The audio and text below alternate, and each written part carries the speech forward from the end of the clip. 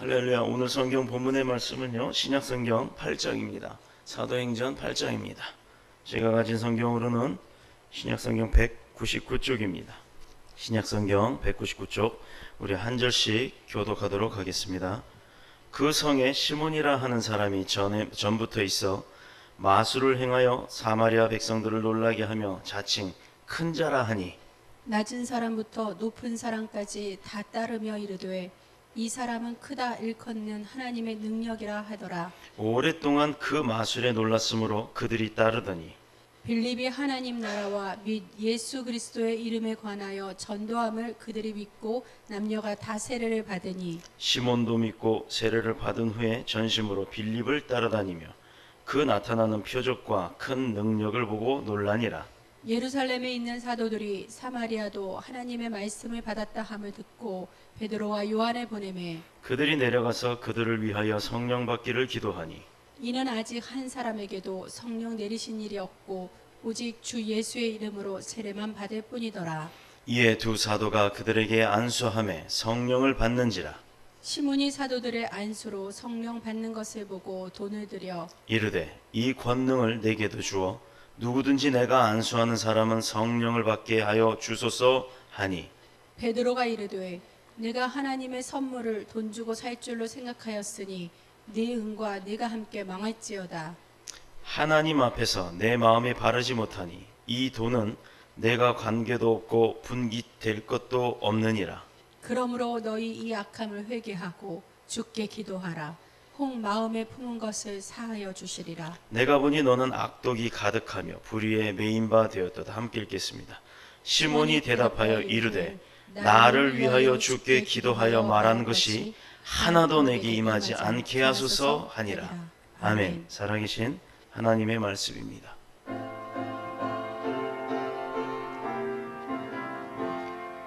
주님, 우리의 마음을 여시어 말씀을 깨닫게 하옵소서. 아멘.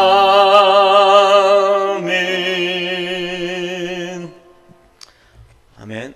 우리 오늘 성경 본문의 말씀을 가지고 나눌 은혜의 제목은요, 성령 충만이라는 말씀의 제목으로 함께 은혜를 나누도록 하겠습니다.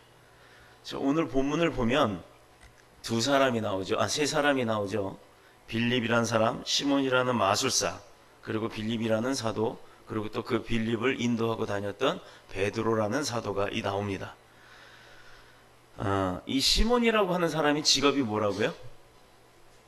지금 여기 성경 본문의 말씀대로 보면 우리 교회는 성경 본문을 읽을 때 빨리 읽질 않아요. 좀 천천히 읽는 편인데, 왜 그러냐 하면 성경 본문을 그냥 읽기만 바쁘다 보면 그 내용이 무엇인지도 모릅니다. 집에서 잘 안 읽지도 않는데 주일날 성경 본문을 보면서도 그렇게 빠르게, 시간 때문에 빠르게 읽다 보면 내용이 뭔지 머리에 들어오질 않아요. 잘 보면 시몬이라는 사람이 전부터 있어 마술을 행하며 라고 돼 있어요. 그럼 직업이 뭘까요? 마술사. 자, 여러분들 요즘에도 보면 TV나 이런 데 보면 그 마술이라는 게 가끔 나와요. 명절 때 보면 세기의 마술사, 뭐 세계에서 유명한 마술사, 무슨 뭐 대회에서 1등한 마술사 막 이렇게 나와갖고 트럼프 카드나 뭐 이런 거 가지고 막 마술을 부립니다. 근데 보면 정말 신기하죠. 어떻게 그렇게 없었던 게서 나타나고, 오른손에 있던 게 왼손에 나타나고, 막 멀쩡한 유리컵 속에서 딱 튀어나오고 이런 것들을 봅니다만, 사실상 여러분 잘 알다시피 그 마술이라는 것의 진실은 눈속임이잖아요. 그렇죠? 실제로 그렇게 되는 것이 아니라 그렇게 되는 것처럼 교묘하게 우리의 눈을 속이는 눈속임입니다. 그러면 즉 마술사는 나쁜 말로 말하면 사기꾼, 좋은 말로 말하면 그냥 어떤 손재주를 통해서 우리에게 즐거움을 주는 그런 사람, 이렇게 표현이 될 겁니다. 그런데 오늘 성경 본문에 보면 이 시몬이라고 하는 마술사를 통해서 주변에 있던 많은 사람들이 그의 마술에 놀래서, 그게 어떤 건지는 뭐 확인해 볼, 진실이 무엇인지는 찾아볼 생각도 하지 않고 일단 눈앞에 보여지는 그 현실이라고 하는 그 상황에만 보고도 놀랍고, 그 사람은 능력이 있는 사람이다 싶고, 그 사람은 저렇게 능력이 있는 사람이니까 뭐든지 다 해결할 수 있는 사람, 은을 금으로 만들고 돌을 떡으로 만들고 할 수 있는 그런 능력이 있는 사람이다 라고 해서 그 사람은 큰 자다. 큰 사람이기 때문에 내가 본의 아니게 그런 사람들을 자꾸 쫓아다니게 되었다라는 겁니다. 여러분도 대통령 만나면 기쁘죠? 왜 기뻐요? 그분이 나한테 돈을 주기를 했어요. 뭐 어떤 집을 한 채 주기를 했어요. 내 차를 주기를 사주기를 했어요. 아무런 혜택을 나한테 받은 거는 실질적인 거는 없으나 그가 유명한 자고 대단한 사람이기 때문에 그런 대통령을 만나면 손 한번 악수해 보고 싶고 같이 기념사진을 찍기도 하고, 사실상 그 기념사진 뭐 그렇게 중요하게 보관하지는 않잖아요. 그렇죠? 그럼에도 불구하고 그렇게 능력이 있다, 뭔가 유명하다라는 사람들을 만나면 뭔가 좀 가까워지고, 당신도 나를 알고 나도 당신을 아는 거요, 우리는 친한 거요 라고 하는 것을 과시하고 싶어하는 그런 사람들의 심리적 욕심이 있다라는 거예요. 그래서 오늘 성경 본문은 그 마술하는 사람들을 추종하는 자들이 생겨났다라고 표현을 합니다. 근데 낮은 사람부터 높은 사람까지 다 이 사람은 큰 사람이다, 능력자다 라고 했지만, 정작 그런 능력자로 대우를 받고 있던 이 시몬이라고 하는 마술사가 누구를 만나게 돼요? 빌립이라고 하는 사도 베드로와 함께 같이 다녔던 그 빌립이라고 하는 사도를 만나요. 근데 이 빌립이 뭐를 하는 사람이었어요? 안수를 함으로 인해서, 세례를 줌으로 인해서 사람들이 어떤 능력들을 얻고 어떤 어려움, 아픔, 고통받고 있는 것에서부터 해방받는 일들을 행하고 다녔다라는 겁니다. 원래 그건 누가 했죠? 원래 그런 안수함으로 병을 고치고 귀신을 내쫓고 하는 건 누가 했었어요? 예수 그리스도께서 하셨잖아요. 그런데 예수 그리스도께서 제자들에게도 똑같은 권능을 주었다라는 얘기예요. 그래서 그 제자들이 하고 다니는 걸 딱 보니 자기는 솔직하게 본인은 알죠. 나는 거짓으로, 눈속임으로 사람들을 마술이라는 기술을 통해서 현혹해갖고 내가 높은 자처럼 추대를 받고 살았지만, 그런데 나도 할 수 없는 병든 자를 낫게 하거나 눈먼 자를 눈을 뜨게 하거나 귀신 들린 자를 멀쩡하게 다시 회복시켜 준다든가 이렇게 하는 거는 자기는 할 수 없는 일인데 빌립이라고 하는 사람이 하더라 이 말입니다. 그러니 이 시몬이라고 하는 사람이 얼마나 놀랬겠어요? 그래서 그런 큰 표적과 능력을 행하는 것을 보고서는 자기도 세례를 받습니다. 자기로 세례를 받으니까 뭔가 자기도 알지는 못하지만 뭔가 자기 마음 가운데 있었던 고민, 두려움 이런 게 다 떠나가 버리는 걸 느꼈어요. 그러고 나니 이 마술사 시몬이 빌립에게 쫓아갑니다. 당신이 나한테 준 이런 권능 나도 행할 수 있게 해달라. 나도 당신처럼 안수할 때마다 그 사람들이 이런 기적과 이적들이 다 드러날 수 있게 나한테도 그 권능을 좀 팔아라 라고 얘기를 합니다. 돈을 주고 그걸 내가 살 수 있게끔. 여기서 중요한 게 있어요. 여러분들이 교회 나올 때 하나님 앞에 예물 드리죠. 헌금이라고 하는, 우리는 연보라고 합니다. 연보라는 것을 통해서 하나님 앞에 드리는 예배의 제물을 드려요. 그런데 이거를 잘못 생각하는 사람들이 있어요. 교회 가면 돈 달래, 교회 가면 돈 내야 되잖아, 나 돈 없어서 교회 못 가, 이렇게 얘기하시는 분들이 있는데 그분들은 교회가 어떤 곳인지를 모르기 때문에 하는 얘기예요. 하나님 거지가 아니잖아요. 하나님이 돈 달라고 하시나요? 여러분들이 내는 이 연보를 통해서 교회의 사역들을 함께 진행을 하고, 또 여러분들과 함께 수련회도 가고 또 선교도 하고 하는, 그런 데 다 쓰는 용도로 씁니다. 더 중요한 것은 헌금이라 하지 않고 연보라고 하는 것은, 그 연보의 의미는 뭐냐면 100% 나누어 돕는 거예요. 그래서 교회를 가면 어려운 형편인 사람, 심지어는 교인들조차도 어렵다 그러면 도와주기 마련입니다. 원래 그런 용도로 하는 거예요. 그런데 이 시몬이라는 사람이 빌립의 선배격 또 스승격 되는 베드로에게 가서 하는 얘기가, 그 권능 나도 사게 돈을 주면서 나한테도 좀 파시오 라고 하는 거예요. 그래서 베드로가 뭐라 그래요? 네가 하나님의 선물을 돈 주고 살 줄로 생각했냐? 이것은 하나님이 대가 없이 주는 건데 너가 하나님으로부터 받을 수 있는 것을 돈 주고 살려고 하느냐? 이 어리석은 거사. 네 은과 네가 그렇게 많이 갖고 있는 은, 금도 아니에요. 금부치도 아닌 은부치와 네가 함께 망할지어다 하고 저주를 합니다. 하나님의 권능을 감히 돈 주고 돈 몇 푼에 살 줄 알았던 겁니다.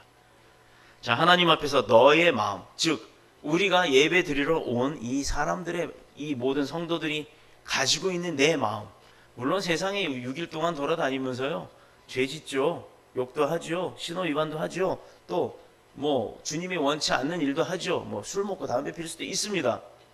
그런데 그럼에도 불구하고 주일날 나 안 가, 죄졌으니까. 이거 아니라 와가지고 하나님, 그 6일 동안 내가 지은 죄가 너무 많습니다. 주여 용서하소서. 나를 다시 새롭게 하시고 새 힘으로 새 삶을 살 수 있도록 도와주세요 라고 하러 나온 게 바로 저와 여러분들이란 얘기예요. 그렇기 때문에 주님은 그런 분들에게 어떤 걸 주신다? 용서함과 긍휼함으로, 자비하심으로 나에게 징계를 내리시는 것이 아니라, 질책을 하시는 것이 아니라, 그래 내가 네 마음 다 안다. 우리 찬양했잖아요. 아바 아버지 나를 고치시고, 또 나에게 어떤 아버지랑 사랑의 주님이 나를 어떻게 내 인생을 평생토록 나와 함께 하시면서 나를 잘 살 수 있도록 도와주시는 분이라는 찬양을 내내 했지요. 근데 그 도움을 어떻게 해야 된다? 성령의 역사하심이 내게 있어야 되겠다. 즉 그게 나한테 그 성령의 충만함이 있어야 된다는 얘기예요. 그래서 마지막 날에 성령이여 우리에게 임하소서 임하소서 그렇게 외쳐댄 겁니다. 교회에서 찬양할 때요, 그 찬양 그냥 따라 부르는 걸로 만족하지 마세요. 난 노래 못 불러도 괜찮아요. 노래 잘 부른다고 교회 와서 뭐 100점 빰빠바밤 하고 여기서 100점 나오는 거 아니잖아요. 그것은 뭐냐면 찬양이라는 것을 할 때 그 찬양의 가사의 내용을 내 마음속에 깊이 새기는 겁니다. 주님 나를 도와주세요. 내가 떠들어 입을 크게 외쳐가면서 고함쳐가면서 기도할 줄 모르는 분들, 난 기도할 줄 몰라요, 난 기도가 잘 안 돼요, 이런 분들이요, 찬양할 때 입 벌려 찬양하세요. 안 되면 랩이라도 하세요. 가사대로 곡조 있는 기도입니다.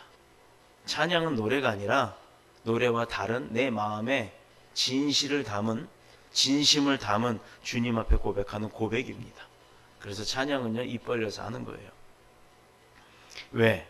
나에게 치유의 은혜와 또 회복의 기회와 하나님의 긍휼과 자비하심의 사랑의 축복이 내게 부어지는 방법이 바로 찬양 열심히 하는 겁니다.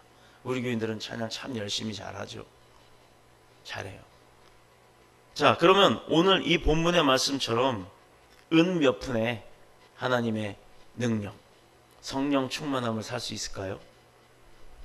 그래서 얘기를 합니다. 그렇게 악하고 아주 내 마음 가운데, 네 마음 가운데, 시몬 네 마음 가운데 정말 저주받을 만한 그런 마음들이 있었다면 이제라도 회개하라. 이제라도 회개하라. 베드로가 참 예수님을 잘 닮아갔죠. 혼낸 것으로 끝낸 것이 아니라 혼내고 그 혼낸 방법에 회복될 수 있는 방법, 회개하는 방법을 가르쳐 줍니다. 주께 기도하라. 혹 마음에 품은 것을 사하여 주시리라. 근데 여기 조건이 달렸어요. 자기가 사해 주는 게 아니기 때문에 너가 하나님 앞에, 예수님 앞에 절실하게 네 마음에 잘못됐던 걸 깨닫고 회개해. 혹시 사하여 주실지 몰라 네 죄를. 이렇게 이야기하는 겁니다. 왜? 사하여 주실 것이다 라고 장담 못하는 거예요. 요즘에 교회 목사님들 그러죠? 막 이러다 하나님이 말씀하시고 계세요. 당신은 지금 당장 어느 병원에 가서 치료를 받으면 나을 거랍니다. 이렇게 얘기하시는 분들이 있어요. 예언적으로. 천만의 말씀. 그분들 이단이에요. 하나님의 예언은 구약시대에 이미 끝났습니다. 신약에 들어온 예수님이 이 땅에 오시고 난 이후에 그 하나님의 율법을 완성시키러 오셨기 때문에 이제부터는 말씀을 통해서 우리에게 주시는 거예요. 설교를 듣거나 내가 어떤 라디오 방송에 어떤 메시지를 전달을 받고 있는데 그 마음이 내 마음에 딱 꽂히는 날이 있어요. 운전하다가 설교를, 라디오 방송을 듣다가 운전하고 가는데 갑자기 눈물이 막 쏟아집니다. 앞이 안 보여서 비가 오는 줄 알고 와이퍼를 움직일 정도가 된 사람들도 있었다고나 하는데, 실제로 그런 경험이 없는 사람 사실 조금 창피한 거예요. 하나님의 감동이 내게 있어서 내가 울컥거리고, 하나님의 감동이 내게 꽂혀서 내 마음이 흔들려 버리고, 이럴 때 녹아져 내리는 내 완강함이 녹아져 내려가는 그런 마음들, 그런 은혜들이 바로 성령 충만할 때 이루어진다라는 겁니다. 원래 오늘 설교 본문은 지금부터 약 110년 전에 하고 시작을 해야 돼요. 근데 이렇게 나오지 않고 갑자기 설교가 다른 것이 지금 계속 나오고 있는 이유가 있습니다. 교회 나올 때 교회 나오는 게 짐이 되면 안 돼요. 여러분, 교회 나오는 것은 기쁨으로 나오셔야 합니다. 왜? 그동안 지은 죄를 용서받으러 가는 거예요. 그리고 새 힘을 얻는 거예요. 또 일주일 동안 살 수 있는 능력을 얻는 겁니다.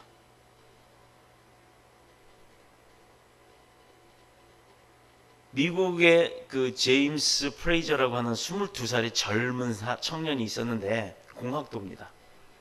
대학에서 공학을 전공한 사람이 중국 선교사로 갑자기 가게 됐어요. 이 사람이 중국 아주 내지 깊은 곳, 요즘 지진 많이 나오는 그 어디죠? 요즘 지진 사건 다 나고 이번에 홍수 나고 했던 사천성, 사천성에 그 리수라고 하는 부족에게 들어가서 글도 모르는 사람들에게 복음을 전하기 시작했어요. 그러나 아무리 오랜 세월을 그가 청춘을 불태워가면서 그들에게 복음 사역을 전했는데도 불구하지만 그 결과는 아주 미미했습니다. 그래서 그는 기도의 시간을 더욱 늘려요. 몇 안 되는 결신자들도 결국 귀신을 숭배하는 옛날의 모습으로 다시 되돌아갑니다. 열매가 없죠. 내가 아무리 열심히 선교하고 전도하고 했어도 열매가 없다. 이것 때문에 그가 실망을 하기 시작합니다. 심각한 우울증과 심지어는 탈진 상태까지 이르고 말았다고 합니다. 시간이 갈수록 사탄은요, 그 리더자를 공격을 합니다. 그래서 그 공격이 점점 더 심해짐에 따라서 결국은 하나님 앞에, 하나님 이도저도 아니면 나 그냥 데려가세요. 자기의 목숨을 끊겠다. 나를 데려가시라고. 하나님 나 죽여달라고 이렇게 고백을 하기 시작합니다. 그렇게 기도하던 어느 날 기도 중에 성령님이 그에게 임하면서 뭐라고 명령하시냐면, 리수 부족의 원주민은 하나님께 돌아올 수 있도록 계속 기도해라. 아니 기껏 했는데 안 됐는데 이제부터 또 계속하라는 그런 음성이 내게 들려와요.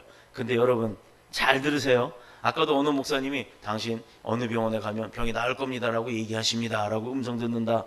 저도 지금 음성을 들었다라고 얘기를 하지만 그 목사님이 자기가 음성을 들었다고 그렇게 예언적으로 얘기를 하는, 이건 잘못했다고 했으면서 제가 이 선교사가 하나님의 음성을 들었다라고 표현을 했어요. 하나님이 말씀을 하십니다. 이건 분명히 하나님 말씀하신 걸 가르쳐 드리는 거죠.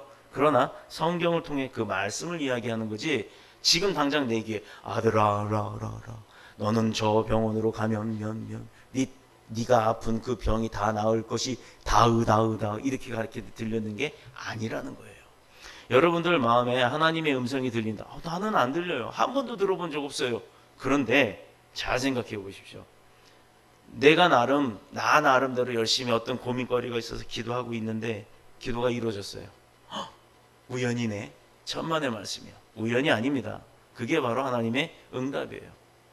그리고 하나님, 내가 이번 시험 100점 맞아야 엄마가 노트북 하나 사준다고 합니다. 나 노트북 꼭 필요해요. 그러니까 100점 맞게 해주세요. 그 시험지는 공부 시험범위는 딱 한 페이지 보고 자요. 그러면 100점 받을 수 있겠어요? 못 받죠. 노력하지 않는 것에는 결과가 없듯이 하나님 앞에도 우리가 기도하면서 노력하면서 기도하는 거예요. 노력도 하지 않고 기도하면 낫지 않습니다. 그런데 간혹 기적이라는 것이 일어나요. 그게 뭐냐? 병원을 다 다녀보고 병원에서도 포기했어요. 저희 어머니 경우입니다. 병원에서 도저히 안 된대요. 그럼 수술이라도 일단 해봅시다. 어차피 돌아가실 분이니까, 병이 좀 특이하니까 우리 사실 연구 대상이니까 우리가 연구 좀 해볼게요. 좀 그렇게 수술합시다 라고 했으면 솔직하게 저 안 했을 거예요. 근데 병원에서 어디 그렇게 하나요? 배수진을 치죠. 수술해서 나을 수도 있지만 안 나을 가능성도 있습니다라고 겁을 많이 주죠. 그런데 저야 지푸라기라도 잡는 심정으로 수술을 하기로 했어요. 8시간 수술해야 됩니다. 수술 계획은 8시간이래요. 그래서 대기실에서 기다리세요. 어디 가지 마십시오. 혹시 중간에 부를 수 있습니다. 그래서 제가 앉아 있었죠. 근데 조금 있다가 한 2시간쯤 만에 불러요. 들어갔습니다. 방이 이렇게 있고 무슨 냉장고 같이 추워요. 근데 어머니가 누워있고 주변에 의사진하고 간호사들 한 20명 정도 있었던 것 같아요. 수술방이 거의 우리 지금 이 성전의 반 정도 되는 방 한가운데 침대가 있고 어머니가 누워 계시고, 우리 여자분들은 아실 겁니다. 미장원 가서 파마하고 파마 풀을 때 보니까 그거 하더라고요. 이렇게 세숫대야 같이 생긴 거 이렇게 탁 걸치고 이 양옆으로 이렇게 목베개처럼 생긴 뭐 이렇게 물을 흐르면 받쳐주는 세숫대야 같이 생긴 게 있죠. 그런 게 배 위에 올라가 있어요. 그리고 뭐가 막 꺼내져 있어요. 처음엔 그게 어머니 내장이라는 건 생각도 못하고 무슨 뭐 버섯 같은 게 저렇게 많이 있나 내가 그랬어요. 그 내장에 암덩어리들이 막 붙어 있어서 그걸 꺼내다가 어디까지 뛸까 하고 한번 자기들이 꺼내본 거래요. 그런데 왜 저를 불렀냐? 1시간 만에. 자, 아드님이 거기서 보시기에도 이렇게 까맣게 보이는 것이 다 암덩어리입니다. 근데 암덩어리만 띄는 게 아니라 암덩어리에서도 3cm 이상의 조직을 더 떼야 되는데, 보시다시피 이거 띄고 나면 뱃속에 남는 게 아무것도 없죠. 저희가 판단하기로는 어머니는 손댈 수 없는 상황까지 왔습니다. 어떻게 할까요? 수술을 할까요? 마취 풀림과 동시에 사망 선고를 해야 되는데 수술을 하는 게 옳겠습니까? 아니면 그냥 덮을까요? 이걸 저보고 결정하라고 불렀어요. 막막하더라고요. 의사가 포기했습니다. 열어보고도 1%의 희망을 갖고 열어봤는데도 본인들이 열어보더니 더 놀라서 덮자 도로 이렇게 얘기를 합니다. 일본 와세다 의대에서인가 어디 뭐 그 의사까지도 와 있었어요. 그 분야의 전문가. 자, 부천 성모병원의 김은중 과장님이에요. 산부인과. 그 과장님이 이제 주치인데 그분이 그 소리를 합니다. 못합니다. 덮습니다. 그게 좋겠습니다. 아드님 결정하세요. 그럼 뭐 덮으면 얼마나 사실 수 있나요? 글쎄요. 3주도 어렵습니다. 3개월 보통 암입니다. 말기입니다. 3개월밖에 안 남았습니다. 이렇게 하잖아요. 방송에 보면 3주래요. 3개월이 아니라. 자, 그때 그 소리 듣고 어머니 덮고 다시 중환자실로 올라간 다음에 저는 집으로 왔어요. 집에 와서 제가 태어난 처음으로 그렇게 울어본 적이 없습니다. 땅바닥을 치면서 하나님 앞에 저도 모르게 기도를 했어요. 하나님, 우리 어머니 저 4살의 아버지 돌아가시고 평생 저를 혼자 키우시면 고생 다 하셨는데 이제 좀 사실만 하니까 갑자기 이렇게 아프면 어떡합니까? 아예 저를 데려가시고 어머니 좀 더 살게 해주세요. 기도를 했어요. 제가 이 얘기하는 이유가 뭘까요? 그 기도가 의사들도, 대한민국 의료진, 일본의 의료진까지도, 미국의 의료진까지도 포기했습니다. 대한민국 무슨 의학지에도 보고가 된 내용이에요. 그 저희 어머니 그렇게 포기가 됐던 상황임에도 불구하고 하나님은 그 간절함의 기도를 들어 응답하셨다라는 거예요. 아멘? 안 놀라운가요? 죽는다고 한 사람이 살았어요. 그것도 1년 정도 지나고 나서요. 암덩어리가 하도 많이 없어져 갖고 나중에 자궁을 적출. 결국은 적출해냈어요. 그 병명은 자궁 근종이 아니라 자궁 육종이라는 암이었어요. 자궁 근종이라는 것은 흔하대요. 근데 자궁 육종이랑은 한 20만 명, 30만 명에 한 번꼴로 나올까 말까한 그런 아주 괴팍한 깡패 같은 성격을 띤 암덩어리랍니다. 한 달 전에도 3개월 전에 제가 검진했을 때도 아무 이상 없던 사람이 갑자기 의학에서 포기할 정도의 암이 전이가 될 정도로 그렇게 심각한 병이래요. 그랬던 어머니가 1년 동안 지나고 나서요. 자궁 적출을 했어요. 왜? 내장이 남아나니까. 그러군요. 멀쩡하게 사셨습니다. 한참 더 사시다가 84세에 돌아가셨어요. 노환으로. 암으로 돌아가신 게 아니에요. 노환으로. 보세요. 현대자동차를 저기 어디 뭐 미국의 포드 자동차에서 고치라 그러면 고칠 수야 있겠죠. 기본적인 건. 그러나 설계도대로 정확하게 다시 고치라고 하면 포드 자동차는 현대자동차의 설계도가 없기 때문에 고치기가 힘들어요. 기계도 자기가 만든 곳에다 AS를 보내죠. 그 만든 회사에다가. 사람은 누가 만들었습니까? 자, 세상적인 이치로 한번 봅시다. 우리 엄마 아빠가 만들었어요? 그럼 엄마 아빠가 나를 고쳐야죠. 말 안 듣는 거 고쳐야 돼요. 내 마음에 상처 깊은 거 고쳐줘야 돼요. 또 내가 어디 아픈 거 고쳐줘야 돼요. 사고 나서 팔다리 잘린 거 고쳐줘야 돼요. 근데 엄마 아빠 못 고칩니다. 그거를 우리는 어디에다 의뢰를 합니까? 그 분야만 연구했던 사람들이 지식을 갖고 있는 병원에 갑니다. 근데 병원에서 포기한 것 누구한테 고쳐달라고 해야 돼요? 만드신 이가 누군지가 거기서 나오는 겁니다.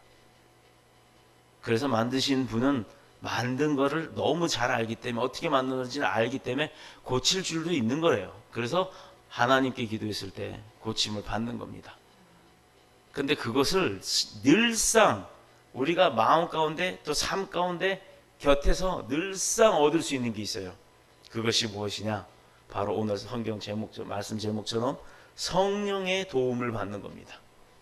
내가 할 수 없는 것, 내가 하기 어려운 것, 또 내가 모르는 것조차도 성령의 도움을 통하면 오늘 성경 본문에 나왔던 것처럼 13절에 표적과 큰 능력을 보고 놀라니라라는 말이 있었죠. 이건 빌립이 행하는 그 역사함을 그 빌립이란 사람이 한 것이 아니라는 거예요. 그 빌립을 이용한, 그 빌립을 통한, 그 빌립을 사용한 바로 성령 하나님의 역사심이 있었다라는 겁니다. 무엇을 보고 무엇을 믿어야 합니까? 설교 아무리 잘해봐야, 설교 아무리 유식하게 성경 내용 다 이야기해줘봐야 솔직하게 얘기합시다. 이해 잘 안 돼요. 그럴 수 있을까라고 하는 의구심이 들기 더 먼저입니다. 저 오늘 성경 본문 말씀 준비한 것 갖고 하는 게 아니에요. 왜 갑자기 이런 말씀을 주시는지 모르겠지만, 여러분 교회에 나올 때 믿음이라고 하는 것은 내가 믿어야지라고 하는 그 마음의 준비 자세만 있다면 믿음은 성령이 주시는 거예요. 왜? 어떻게 믿어요? 여러분들이 거북선 이순신 장군이 만든 거 알아요? 확신해요? 보윤이 확신해? 이순신 장군이 거북선 만든 거 몰라? 알아 몰라? 알지. 어떻게 알았어? 배웠지. 역사에 대한 그 역사 전기나 역사서나 책을 통해서 지식을 배우듯이 배웠습니다. 그런데 엄밀히 따지면요, 이순신 장군은 거북선 만들지 않았어요. 거북선은 목수들이 만들었습니다. 이순신 장군이 설계를 한 거죠. 이게 정확한 지식이에요. 그런데 흔히 우리는 그 지식이라는 명분하에 어떻게 착각을 하고 오해를 하냐면, 거북선은 이순신 장군이 만들었다예요. 물론 설계한 것도 만든 거죠. 그러나 실질적으로 만들었다는 스탠스라고 하나요, 선생님? 그 만들다. 뭐라고 표현을 해야 돼요? 제작하다. 빌리빙? 빌딩? 짓다? 뭐 이런 뜻이겠죠? 그것은 정작 목수들이 했다는 얘기예요. 그러면 보세요. 오늘 성경 본문의 말씀에도 그 큰 표적과 능력을 누구를 통해서 썼다라는 거예요? 빌립을. 그거를 마술사, 이 마술사 시몬이 보고서 놀란 거예요. 나는 눈속임이었지만 그래도 내가 할 수 없는 거를 저 빌립은 하더라. 당신 그거 어떻게 하는 거예요? 라고 물어봤어요. 궁금하죠? 그랬더니 빌립은 성령이 내게 통해서 역사하신 거다. 하나님이 하신 거다라고 얘기를 해요. 그랬더니 시몬이 빌립에게 그럽니다. 나도 그 능력 있게 해달라 했더니, 그럼 너도 안수 받아라, 세례 받아라 해서 세례를 받았어요. 세례 받고 난 다음에 그가 그 행동을 하려고 했더니 자기가 갖다 막 아무한테나 머리에 손 얹고 기도해도 안 되더라 이 말이에요. 자, 여러분, 우리 교회 요 맨 앞자리, 앞에 가림막이 없는 요 세 자리가 무슨 자리예요? 기도 받는 자리입니다. 어떤 목사님들은 가면 기도합시다 하고 기도 잘해줘요. 근데 저는 기도 정말 짜요. 잘 안 해줘요. 기도 좀 해주세요 라고 하기 전에는 안 해요. 왜 그런 줄 아세요? 목사가 아무리 기도를 해줘도요, 지금 이 마술사 시몬과 같은 일이 벌어진단 말입니다. 뭐냐? 본인은 기도를 받고 이거 기도대로 될 거라는 믿음도 없는데, 내가 나을 거야, 감기가 안 떨어져서 한 달째 고생하는데 병원 갔더니 폐렴이래. 큰일 났네. 폐렴이면 잘못하면 큰일 나는데 나 폐렴 빨리 기도받고 나야지 라는 이런 믿음이 있다면 그런 사람이 나와 앉아 있는 거예요. 그러면 앉아 있으면 기도 받겠다는 얘기를 알고 제가 가서 묻습니다. 무엇 때문에 여기 앉아 있냐? 그럼 제가 사실 이만저만 이래서 빨리 낫고 싶어요. 기도해 주세요. 그럼 기도합니다. 왜? 나을까요? 안 나을까요? 나아요. 그래서 이 자리를 비워놓는 거예요. 근데 그냥 저기 앉아 있어요. 근데 그냥 목사가 얘기하다가 하나님 갑자기 막 가서 안수해줘라, 기도해줘라 하는 감동이 있어요. 그렇게 가도 그건 역사가 일어납니다. 그런데 멀쩡하게 있는 사람 괜히 지나가다가 기도나 해줄까? 하고 한 번 턱 앉고 막 기도합니다. 그 서세원 씨가 그랬죠. 기도하면 그 사람이 뭐야? 하고 이러고 있는데 그게 응답이 일어나냐 이 말이에요. 마치 이 마술사 시몬이 많은 사람들에게 안수를 했는데도 자기는 빌립과 같은 역사함이 안 일어나니까 베드로한테 쫓아갑니다. 그 하나님의 성령 충만이라는 것, 권세라는 것, 권능이라는 것, 역사함이라는 것, 그 표적과 이적과 기적이라고 하는 것, 내가 돈 드릴 테니까 나한테도 좀 파시오. 이 소리를 오늘 한 거예요. 목사는 예수 파는 자 아니에요. 예수 팔아서 목사가 배불리려고 하고 좋은 차 타고 좋은 집에 살려고 하는 거 아닙니다. 대한민국의 94%의 목사들이 자비랑 목사예요. 자기 월급이 없는 사람들이에요. 다른 데서 일을 해서 월급을 받아서 오히려 교회에다 갖다 다 집어넣어요. 왜 그럴까요? 그런 바보 짓을 왜 합니까?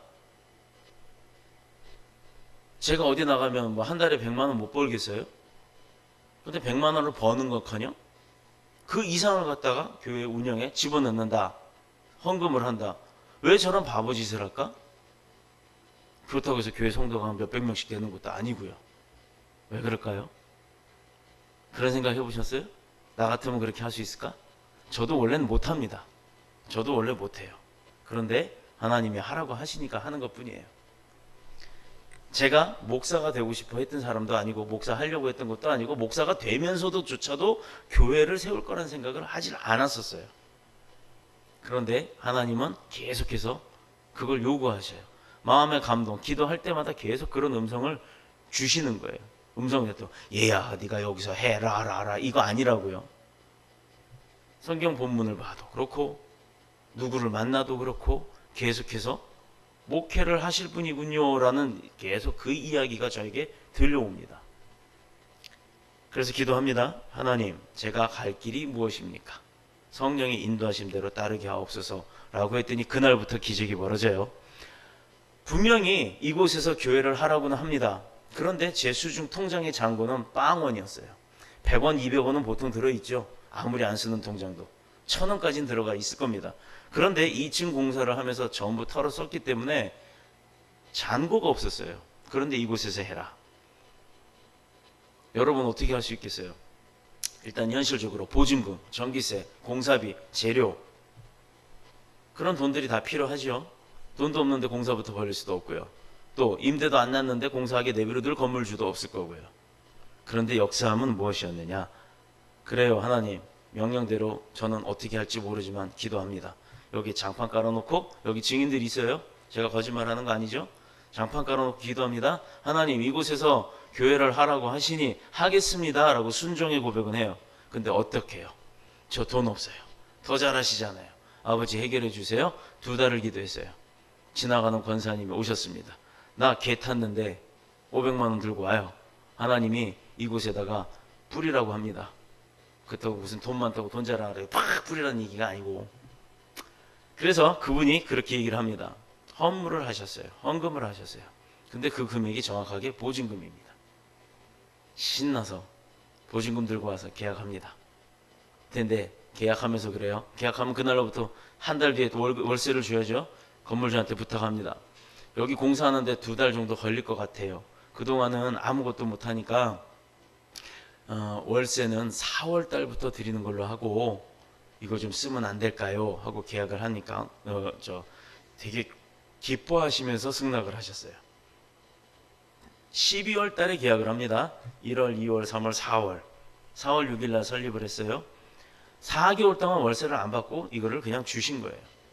보증금만 받고. 자, 공사를 시작해야 되는데 돈이 있나요? 없죠. 보증금은 다 넣고 들어온 건 없어요. 그때 아버지 이번에 설계를 한 대로 여기 벽 공사해야 돼요. 장비가 뭐뭐 필요합니다 했더니 장비값이 들어옵니다.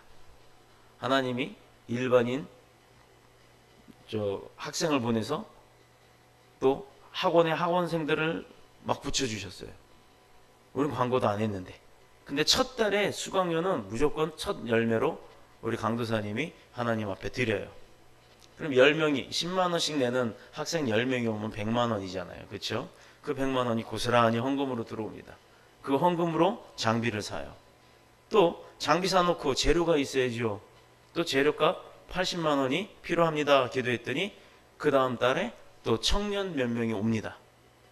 한 달만 하고 안 와요. 그러니 한 달 첫 그 수강료가 뭐라고요? 1000열매로 들어온다고 했잖아요. 몇 명의 청년이 온 1000열매로 재료를 사고 공사 아니고 또 그 다음 달엔 그 청년들 아예 안 와요. 자, 이게 뭘 얘기하는 걸까요? 하나님이 필요한 재물을 주시려고 그렇게 사람들을 붙여주시더라 이 말입니다. 이런 것 하나하나가 성령의 역사하심이라고 표현을 하는 거예요. 우리 교회가 바로 그렇게 세워졌어요. 그런 교회 안에서 저와 여러분이 그런 역사함과 그런 기도에 응답을 해주시는 하나님이 함께 하시는 이곳에서 저와 여러분이 예배를 드리고 있어요. 그렇다면 그런 역사함이 저한테만 있겠어요? 제가 오늘 이 얘기를 하려고 합니다. 성령의 역사하심은 목사한테만 있는 게 아니에요. 목사가 더 빨리 캐치하기 때문에 목사의 도움을 받는 것 뿐입니다. 제가 안수해서 낫다고 제가 낫게 한 거 아닙니다. 어느 교회 목사님이 병 낫게 했다고 그 목사님이 병 낫게 한 위대한 사람이 아니라는 거예요. 제일 중요한 것 따라 한번 고백하겠습니다. 나의 믿음이 나를 고친다예요. 내가 믿어야 그 역사함은 일어납니다. 이순신 장군이 거북선 맞는 거 배워서 알기는 압니다만 보지는 못했어요. 그렇죠? 전파를 통해서 전화를 하고 화상을 통해서 통화를 하고 또 텔레비전 저렇게 얇은 TV 안에도 보면 막 춤추는 애들, 노래 부르는 애들, 그리고 막 무슨 장군들도 나오고 임금들도 나오고 나옵니다. 그런데 저 TV 얇은 것 안에서 그 사람들이 다 들어가서 나오는 거 아니잖아요.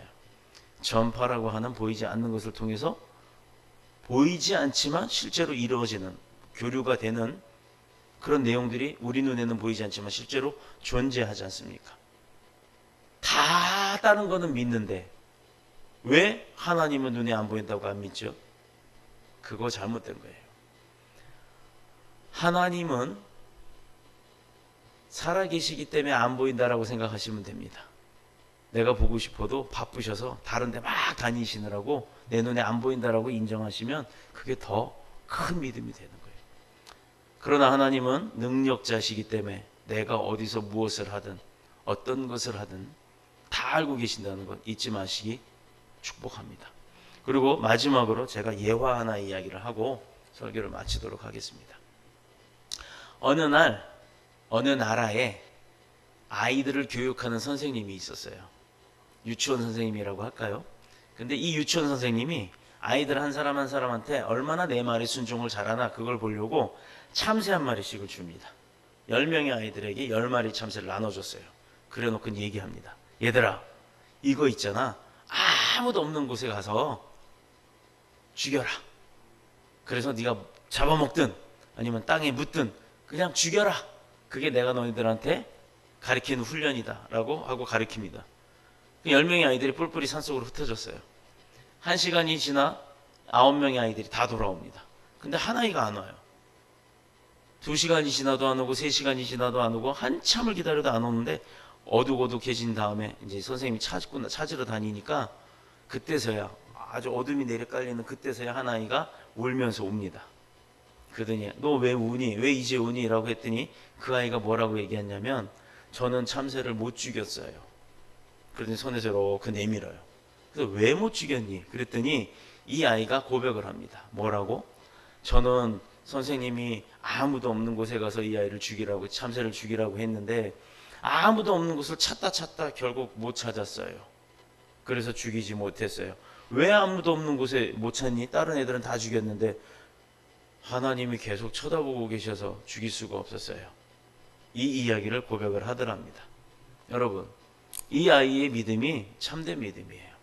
내 눈에 보이지 않는다고 없는 게 아니라는 것. 우리가 세상 가운데서도 보고 느끼는 건 많이 있습니다. 왜 내가 해도 안 되는지, 왜 나에게만 이런 어려움이 있는지, 왜 나만 이렇게 고통을 받고 있는지 그렇게 생각하지 마세요. 여러분의 고통과 여러분의 어려움은요, 여러분보다도 하나님이 더 잘 알고 계십니다. 그러니 나를 만드시고 나를 이끄시는 분이 내 곁에 있다는 거 잊지 마시고 그 성령 충만함을 통해 하나님, 성령 하나님 앞에 고백하세요. 하나님, 나 이렇게 힘들어요. 잘 아시잖아요. 그러니 해결해 주세요. 이렇게 막연하게 하지 마시고요. 세밀하게 하세요. 하나님, 내가요 해도 안 되고요. 해도 안 되고요. 해도 실패하고요.